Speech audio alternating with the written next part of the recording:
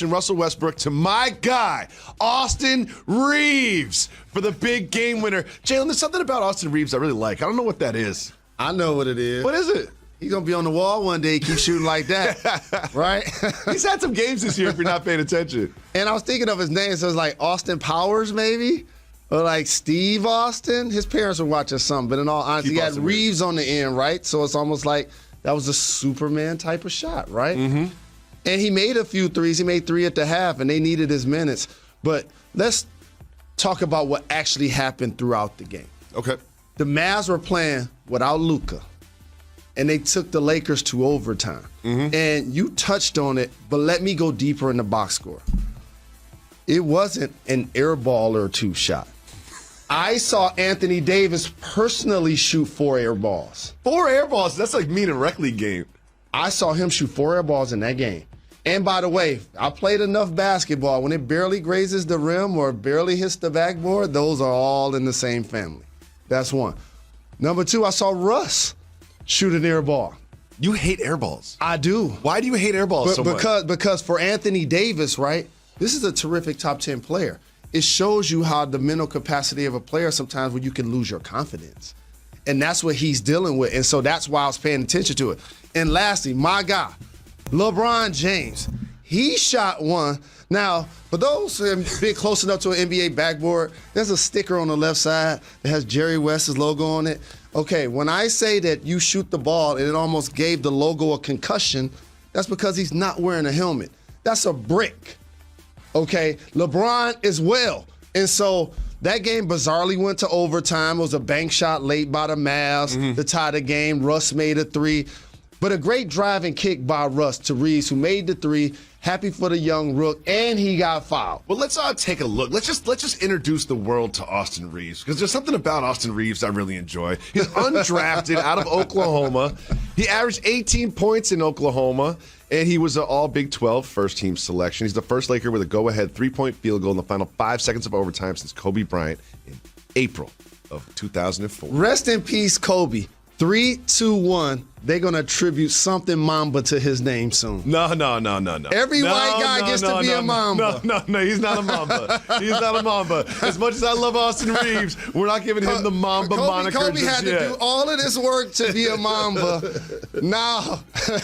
Another young player who is lighting the league on fire is former number 1 pick Anthony Edwards of the Timberwolves. The Timberwolves played the Nuggets, and it was AE with 10 3-pointers in the game, Jalen Rose. A-E-I-O-U. You remember that song? No. Sometimes why? You're a young fella. A-E. So, dynamic athlete, right? He's like 6'7", 6'8". He's really powerful, and we've seen some of his explosive dunks, like some of the biggest dunks in the league. Yep. If he gonna make threes like this, Crazy. with his confidence level, it's going to be a problem for the league. And there have been comparisons, and me and you went to Qatar with him. He reminded me of T-Mac. He's not as tall. T-Mac we're going with. He's not as tall. T-Mac. I mean, but T-Mac is just so tall, man. T-Mac is like almost 6'10", so who's going to be that guy's height? But I'm just telling you, like, the ferocity in which he attacks the rim with the flair for the dramatic. Look at him signing autographs in the middle of the game. But also being a bucket. Like, usually the powerful, like LeBron James can score the ball, but he's not a bucket. You see what I'm saying? No. Like, Anthony Edwards made 10 3-pointers in the basketball game, right? So he's trying to trend towards that style of player, and it was incredible to watch him get hot off the dribble, off the catch, between the legs. Like, he was feeling it, and it was great to see. And just another casual triple-double for Jokic. Just another 27, 10, and 11 assists for Jokic. Jokic doesn't get enough love. He doesn't get enough love. Like, we talk about the MVP, and it's like, well, Steph Curry this, Steph Curry that, or Kevin Durant this and that. Jokic is the reigning MVP. He's carrying this team with all of the injuries to wins night after night. Didn't get a win last night. Speaking of getting respect, when we gonna get these Harriet Tubman 20s in circulation? What are you talking about? Sometimes you just say stuff. It has what nothing I mean? to do with what we're discussing. So the Joker, how about this? The top 5 players in the NBA this year so far: Steph Curry, Kevin Durant. The Joker, Giannis, and LeBron. You can split hairs 3, 4, 5. Those are the 5 guys. So when y'all start talking about the best players in the league, make sure y'all mention the only guy in the history of the league that averaged 26 points, 13 boards, and 7 assists. The Joker. The Joker. Moving on to another interesting game. Not on paper, Thunder Pelicans. Not checking this one on League Pass. However, at the end of the game, we have Shai Gilgeous-Alexander hitting a crazy 3. You think it's over? Oh, you know what? Pelicans got to inbound the ball, and then 61 feet from the basket. Devontae Graham. It was an exciting night in the league. It was. It was an exciting night in the league. And as all of those games were happening, we just talked about the Laker game that eventually went to overtime, and they won with some late shots. And a heroic play. I mean, SGA's 3. Crazy. Thought that's the walk-off. Yeah. And then Devontae Graham was a 75-footer. All-time what moment? Yep, that was the coach. What about Austin Reaves? Undrafted rookie in OT. No Luka Doncic. Lakers get it to the undrafted rookie for the win. That looks like an and one as well. It was. No call. Good basketball, though. Great basketball by Russell Westbrook. Understand, and the thing that's scary, he had just made a 3 to tie it up, and you would have think he would have tried another one, but he understood, hey, I made my one for the night. There you go. Great point, coach. Excellent point that you're making about Russell Westbrook, LeBron James, Anthony Davis, Russell Westbrook, all played, all had good games, but Austin Reaves with the shot of his life and game of his life. In 7 games down, 4 to go on this, what's already been a wacky Wednesday.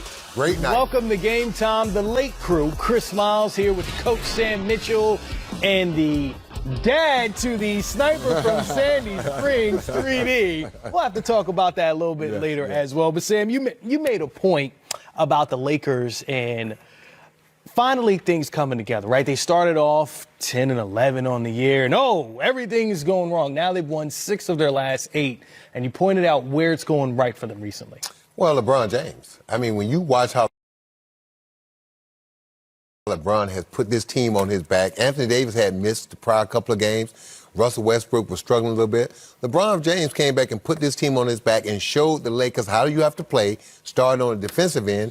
And then he just started making big plays. In 3D, he'd been aggressive from the beginning at the start of these games, getting to the hole, not settling for jump shots. And he just set the tempo and the tone to start. Leading by example. We know LeBron's going to do what LeBron does, but the point you made at the end of the game where Russell Westbrook had just hit a 3, sometimes, Chris, you notice you make a couple shots, you want to take another one. Yep.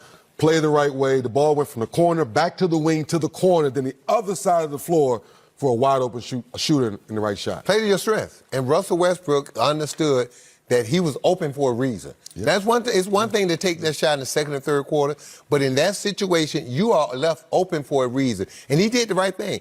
When you drive that ball to the basket, every time it touches the paint, in practice, coach used to give you 1 point because something good is going to happen because natural instincts. Whoever was guarding Austin Reaves, I guarantee you Jason Kidd said no matter what happened, don't leave him. Right. But when you see that ball is penetrated to the basket, your natural instincts is to attack the ball. 23, 10, and 9 for Russell Westbrook, so just shy of a triple-double, but 4 turnovers. And I think that's the number for Westbrook that we're looking at. And I know, 3D, 4 turnovers for most players, you're like, that's a bad night. Good. But for Westbrook, that's trending in the right direction. When do those turnovers come? Are they coming in transition? Are they coming in the first quarter? Or are they coming in the flow of the game? Where normally, well, I won't say normally, I take that back, Russ. Lately, in the Lakers game, Russ has been making poor decisions in the fourth quarter down the stretch, and that's why Laker Nation was getting a little nervous. All this hoopla, are you going to trade Russell Westbrook? Slow down, people. Give Russ a chance to figure this out. But to your question, tonight he made the right decision down the stretch like he was supposed to as a guard, attacking the paint like a coach is talking about, and you find the wide open shot. I'm going to tell you something that's going to shock you. You know when Steve Nash was the best point guard in the league, you know he also used to lead the league in turnovers? But to 3D's point, it's when you make them, when you commit them. You can turnovers in the first, second quarter doesn't hurt you. It's fourth quarter, situational.